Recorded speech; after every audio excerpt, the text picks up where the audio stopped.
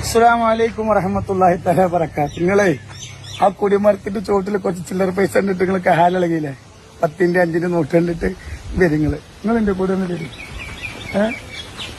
പ്രവാസികള് വിയർപ്പ് പറ്റിച്ചിട്ടുണ്ടാക്കിയ കായ് കൊടിമരത്തിന് അങ്ങനെ തന്നെയല്ലേ പറഞ്ഞേ? അങ്ങനെ തന്നെ പറഞ്ഞല്ലേ?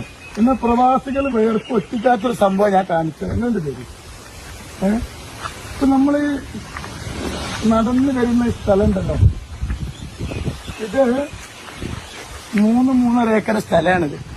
ഒന്ന് ഇത് ഇവിടുന്ന് കാട് പിടിച്ച് കിടക്കുകയാണ്. ഇതൊക്കെ കാട്. ഇതിപ്പോ നമ്മൾ ഇഷ്ടമല്ല. ഇവിടുന്ന് ഇതാണ് റോഡ്. ഇവിടുന്ന് ഇത് 3-3.5 ഏക്കർ സ്ഥലമാണ്. ഇത് കാട് പിടിച്ച് കിടക്കുകയാണ്. ഇതേ പാവപ്പെട്ട എത്തിയ മക്കൾക്കും വിധവകൾക്കും പാവങ്ങൾക്കും വാങ്ങിയ സ്ഥലമാണ്. നിങ്ങൾ ആ കുടുംബത്തിന്റെ അതല്ലേ ഇപ്പൊ നിങ്ങളുടെ പ്രശ്നം. ഇത് നിങ്ങൾ കാണും. 14 സെന്റ് സ്ഥലമാണിത്. ഇപ്പൊ ഇവിടെ പിന്നെ 1 സെന്റ് സ്ഥലം വിൽക്കാൻ 1 ലക്ഷം. മനസ്സിലായില്ലേ? ഇത് പൈസ ഫുള്ള് കൊടുത്തിട്ടില്ല, പകുതി കൊടുത്തിട്ടുള്ളൂ. കായില്ലാത്തതുകൊണ്ടാണ്. ഇത് പാവപ്പെട്ട എത്തിയ മക്കൾക്കും വാങ്ങിയത്. ഇത് നിങ്ങൾ കണ്ടിട്ടില്ലല്ലോ. ഇത് എത്ര റുപ്യ വേണം? നിങ്ങള് എന്റെ പിന്നെ നന്മകള് കാണുന്നില്ല, തിന്മകൾ മാത്രമേ കാണുന്നുള്ളൂ. ഇത് നോക്കി, ഈ ഏറ്റവും സ്ഥലം ഒന്നും പോണേ. ഇത് 3-3.5 ഏക്കറാണ്. മനസ്സിലായില്ലേ? ഇത് വലിയ സ്ഥലമാണിത്. ഇത് കാട് മൂടിക്കാണ്. ഈ വീടിന്റെ ബാക്കിലൊക്കെ ഈ കാട് മൂടിയൊക്കെ ഇൻഷാല്ലാഹ് പെട്ടെന്ന് 2 ദിവസം കൊണ്ട് നമ്മൾ റെഡിയാക്കും. കേട്ടാ. പിന്നെ 70 പെൺകുട്ടികളെ കെട്ടിച്ചു. 70 പെൺകുട്ടികളെ. അത് നിങ്ങൾ കണ്ടോ?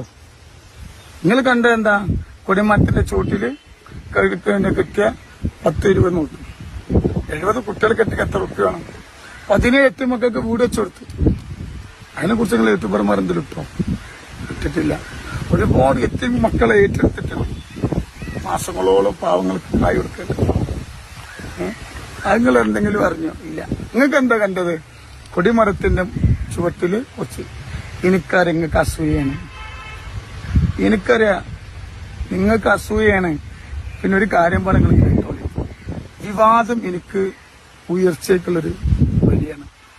എന്നെ അറിയാത്ത ആരുമില്ല. എവിടെ പോലും അൽഹംദുലില്ലാ. അതറിഞ്ഞു തങ്ങളാണ് അറിയാം. ആ വിവാദങ്ങളൊക്കെ ഉണ്ടായിരുന്നേ അതെ ആ തങ്ങളെ പേര്. അത് സന്തോഷമാണ്. അപ്പൊ എന്നെ അറിയിച്ചത് നിങ്ങളാണ്. അതുകൊണ്ട് വിവാദങ്ങളിലൊന്നും ഞാനെന്തില്ല അങ്ങോട്ട് പതറു.